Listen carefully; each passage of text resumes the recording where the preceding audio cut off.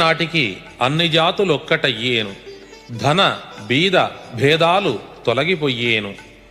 పలనాటి సీమ కలహాల పాలయ్యేను, పల్నాటి ప్రజలు ఆకులు మేషేరు.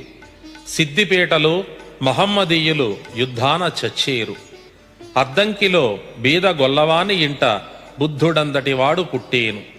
పశిబాలుడు భవిష్యత్తు చెప్పేను.